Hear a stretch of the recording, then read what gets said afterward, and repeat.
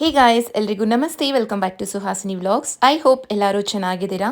So previous ವಿಡಿಯೋದಲ್ಲಿ temple ಸ್ಟೈಲಲ್ಲಿ ಪುಳಿಯೋಗರೆ ಪೌಡರ್ನ ಯಾವ ರೀತಿ ಮಾಡಬೇಕು ಅಂತ ನಾನು ಶೇರ್ ಮಾಡಿದ್ದೆ. ಸೊ ಇವತ್ತು ಆ ಪೌಡರ್ನ ಬಳಸ್ಕೊಂಡು ರೈಸ್ಗೆ ಯಾವ ರೀತಿ ಪುಳಿಯೋಗರೆ ಗೊಜ್ಜನ್ನ ಮಾಡಬೇಕು ಅಂತ ತೋರಿಸ್ತಾ ಇದ್ದೀನಿ.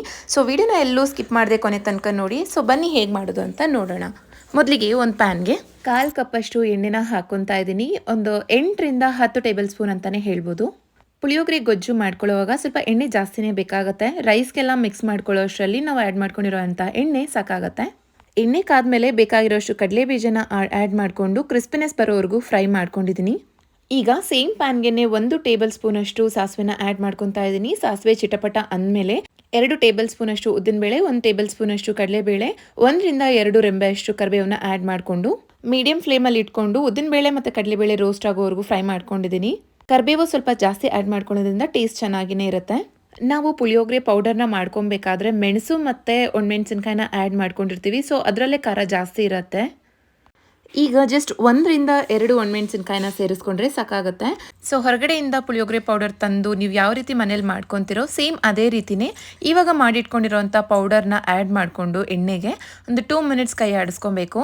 ಸೊ ಇಲ್ಲಿ ಒಂದು ಲೆಮನ್ ಸೈಜ್ ಅಷ್ಟು ಹುಣಸೆ ಹಣ್ಣನ್ನು ಆಲ್ರೆಡಿ 1 ಅವರ್ ಮೊದಲೇ ನಾನು ನೆನೆಸಿ ಇಟ್ಕೊಂಡಿದ್ದೆ. ಸೊ ಅದರದ್ದು ರಸನೆಲ್ಲ ತೆಗೆದು ಈಗ ಆ್ಯಡ್ ಮಾಡ್ಕೊಂಡಿದ್ದೀನಿ. ಆ್ಯಕ್ಚುಲಿ ಮನೇಲಿ ಮಾಡ್ಕೊತೀವಲ್ವ ಪುಳಿಯೋಗರೆ ಪೌಡರ್, ಇದಕ್ಕೆ ನಾವು ಹುಳಿ ಜಾಸ್ತಿ ಹಾಕ್ಕೊಂಡಷ್ಟು ಟೇಸ್ಟು ತುಂಬ ಚೆನ್ನಾಗಿರುತ್ತೆ. ಸೊ ಹುಣಸೆ ಹಣ್ಣಿನ ರಸ ಹಾಕ್ಕೊಂಡಿದ್ದಾದಮೇಲೆ ಒಂದು 2ರಿಂದ 3 ನಿಮಿಷ ಕೈ ಆಡಿಸ್ಕೊಂಡು ಟೇಸ್ಟ್ಗೆ ಬೇಕಾಗಿರೋಷ್ಟು ಸಾಲ್ಟ್ನ ಆ್ಯಡ್ ಮಾಡ್ಕೊತೀವಿ. ಬಿಕಾಸ್ ಆಲ್ರೆಡಿ ಅನ್ನಕ್ಕೂ ಆ್ಯಡ್ ಮಾಡ್ಕೊಂಡಿರ್ತೀವಿ ಆ್ಯಂಡ್ ಪೌಡರ್ ಮಾಡ್ಕೊಬೇಕಾದ್ರೆ ಅಲ್ಲೂ ಆ್ಯಡ್ ಮಾಡ್ಕೊಂಡಿರ್ತೀವಿ. ಸೊ ಹಾಗಾಗಿ ನೋಡಿಕೊಂಡು ಟೇಸ್ಟ್ಗೆ ಬೇಕಾಗಿರೋಷ್ಟು ಸಾಲ್ಟ್ನ ಆ್ಯಡ್ ಮಾಡ್ಕೊಳ್ಳಿ. ಅರ್ಧ ನಿಂಬೆಹಣ್ಣಷ್ಟು ಬೆಲ್ಲನ ಆ್ಯಡ್ ಮಾಡ್ಕೊಂಡಿದ್ದೀನಿ. ಬೆಲ್ಲ ಆ್ಯಡ್ ಮಾಡ್ಕೊಳ್ಳೋದ್ರಿಂದ ಟೇಸ್ಟ್ ಅಂತೂ ಸಕ್ಕತ್ತಾಗಿರುತ್ತೆ.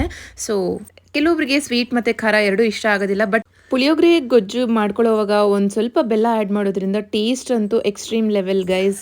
ಸೊ ಖಂಡಿತ ಮನೇಲಿ ಟ್ರೈ ಮಾಡಿ, ನಿಮಗೆ ಗೊತ್ತಾಗುತ್ತೆ. ಸೊ ನಮಗೆ ಗೊಜ್ಜು ಎಷ್ಟು ಬೇಕೋ ಅಷ್ಟಕ್ಕೆ ಮಾತ್ರ ಅನ್ನನ ಮಿಕ್ಸ್ ಮಾಡ್ಕೋಬೇಕಾಗುತ್ತೆ. ಸ್ವಲ್ಪ ಗೊಜ್ಜನ್ನ ನಾನು ಸೈಡಲ್ಲಿ ತೆಗೆದಿಟ್ಕೊಂಡಿದ್ದೀನಿ. ಕಡಲೆ ಬೀಜ ಮತ್ತು ಉದ್ರುದ್ರಾಗಿ ಮಾಡ್ಕೊಂಡಿರೋ ಅಂಥ ಅನ್ನನ ಆ್ಯಡ್ ಮಾಡಿಕೊಂಡು ಚೆನ್ನಾಗಿ ಮಿಕ್ಸ್ ಮಾಡ್ಕೋಬೇಕು. ಅನ್ನ ಮುದ್ದೆ ರೀತಿ ಇದ್ದರೆ ಅಷ್ಟೊಂದು ಚೆನ್ನಾಗಿರೋದಿಲ್ಲ. ಸೊ ಆದಷ್ಟು ಉದ್ರುದ್ರಾಗಿ ಮಾಡಿಕೊಂಡು ಮಿಕ್ಸ್ ಮಾಡ್ಕೊಳ್ಳಿ. ಒಂದು ಸರಿ ಈ ರೀತಿ ಪೌಡರ್ ಮಾಡಿಕೊಂಡು ಗೊಜ್ಜನ್ನ ಮಾಡ್ಕೊಳ್ಳೋದಕ್ಕೆ ಟ್ರೈ ಮಾಡಿ. 100% ಹೇಳ್ತೀನಿ, ಹೊರಗಡೆಯಿಂದ ಪೌಡರ್ ತಂದು ಮಾಡೋದನ್ನು ಖಂಡಿತ ಸ್ಟಾಪ್ ಮಾಡ್ತೀರಾ. ಅಷ್ಟು ಟೇಸ್ಟಿಯಾಗಿ ಸಖತ್ತಾಗಿರುತ್ತೆ. ಸೊ ನಾನಿಲ್ಲಿ ಅನ್ನನ ಕಂಪ್ಲೀಟಾಗಿ ಮಿಕ್ಸ್ ಮಾಡ್ಕೊಂಡಿದ್ದೀನಿ, ಗೊಜ್ಜೆಲ್ಲ ಕ್ಲೀನಾಗಿ ಹೊಂದ್ಕೊಳ್ಳೋ ರೀತಿ. ಲಾಸ್ಟಲ್ಲಿ ಸ್ವಲ್ಪ ಕೊತ್ತಂಬರಿ ಸೊಪ್ಪನ್ನ ಆ್ಯಡ್ ಮಾಡಿಕೊಂಡು ಇನ್ನೊಂದು ಸರಿ ಕೈ ಆಡಿಸ್ಕೊಂಡು ಸ್ಟವ್ ಆಫ್ ಮಾಡ್ತಾಯಿದ್ದೀನಿ.